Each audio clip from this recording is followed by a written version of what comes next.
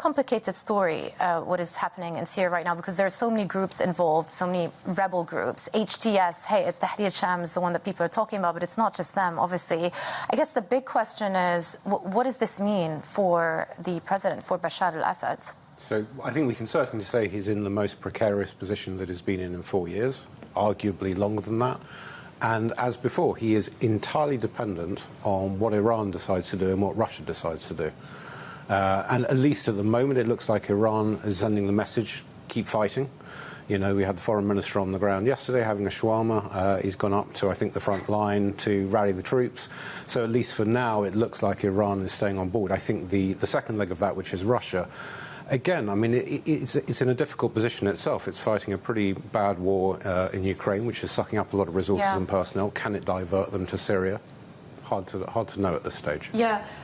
What does happen if the rebels take over, so to speak? I mean, already, I think only about 60% of the country is under Assad anyway to begin with because of the ongoing partition since the civil war. What happens if he gets eliminated from the picture? I mean, I think short term, probably chaos. And then ultimately the international partnerships of various descriptions are going to have to come to some sort of power sharing agreement. All of this could be prevented if Assad was willing to make some concessions, but he's following in a 5-decade tradition of the Assad family of saying no to everyone all the time about everything. But it does feel at this stage that he's kind of on the cusp of losing it unless he makes some concessions. Yeah, Stuart, is this a coincidence that it's all happening around the same time as this Lebanon-Israel ceasefire?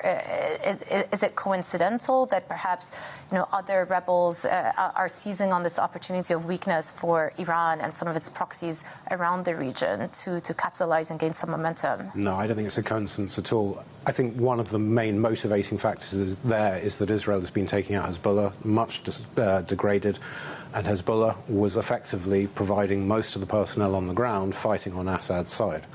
And again, Iran has to make that decision. Is it going to put yet more of Hezbollah's resources on the line for Assad? What exactly is in it for them? Yeah. Russians, you can see, there's a strategic choice. But for Iran, it's just part of this so-called axis of resistance that is severely weakened, certainly relative to a year ago.